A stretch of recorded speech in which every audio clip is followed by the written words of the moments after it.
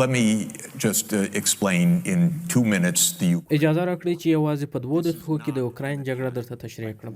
دا د پوتین لخوا پر اوکراین هغه ډول حمله نه ده لکه څه ډول چې موږ ته هره ورځ ویل کېږي. دا شخړه ان په 1990 کې راپیل شوې. دریم جیمز بیکر زموږ د ادارې سکرټر میخایل ګورباچوف ته وویل چې که ته د جرمني اتحاد ته ژمن سې نو ناټو به 1 انچ هم ختیځ لوري ته حرکت ونه کړي. if you agree to German unification. خو امریکا بیا په دې برخه کې ان په 1994 کال کې لا هغه وخت درغلي وکړل چې هیلری کلینټن داس یو پلان لاسلیک کړ چې ناټو به ان تر اوکراین پورې غځوي. دا هغه وخت وو چې نیو کانز واک ته رسېدلی و. د ناټو غځونه په 1999 کې د پولند، هنګري او چک جمهوریت ناټو ته په داخلېدلو سره پیل شو. وروسته بیا امریکا په 1999 کې د سربیا بمبار پیل کړ. وروسته د ناټو په مرسته 28 ورځې پرلپسې امریکا د یوې اروپایي پلازمینې بیلګریډ بمبارول پیل کړل چې بالاخره یې دا هیواد څو ټوټې کړ او دا کار د روسیې خوښ نه و. خو ان وروسته پوتین په خپل او امریکا او اروپا پلو روسانو هم دا هیله وکړل چې موږ باید چې د ناټو سره یو ځای شو ځکه چې د خپلمنځي احترامانه متقابلو اړیکو نظریه موجوده وه.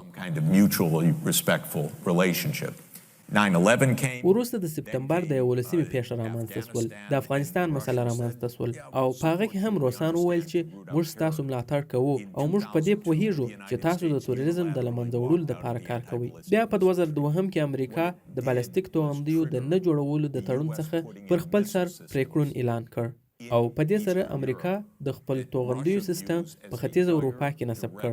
روسیې بیا دا چاره خپل ملي امنیت ته د مستقیم جدي خطر په توګه ومنل ځکه چې مسکو ته په 2 دقیقو کې د توغندیو یو خطرناک سیستم ورته نصب شو. په 2004 او 2015 کې موږ په اوکراین کې د نرم رژیم بدلیدونکو عملیاتو شاهدان وو چې دوی ورته لومړی رنګین انقلاب وایي. خو په 2009 کې یانکوویچ انتخابات وګټل او په 2010 کې دی ولسمشر شو او اوکراین لا هم به طرفه وو. 2010 on the basis of neutrality for Ukraine.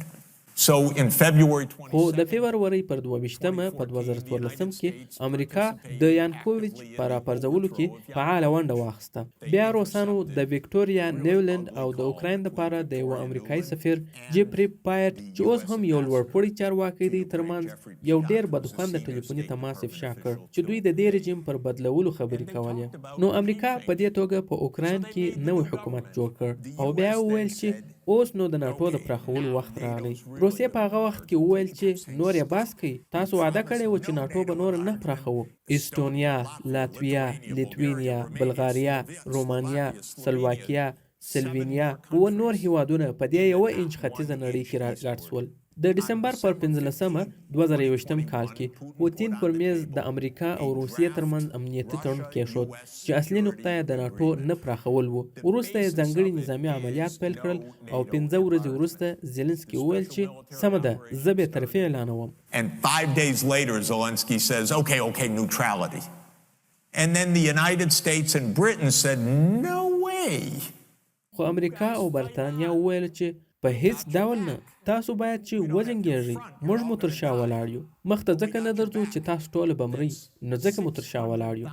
اوس کیف ته د بوریس جانسن تر تګ او دوی ته د زړور لقب تر ورکولو وروسته 80,000 اوکراینیان وژل شوي دي. ډیره بده ده که نه؟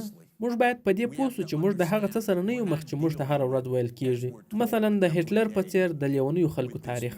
دا په بشپړ ډول بې معنا او غلط تاریخ دی. دا فقط د امریکا د حکومت پوچ تبلیغات دي.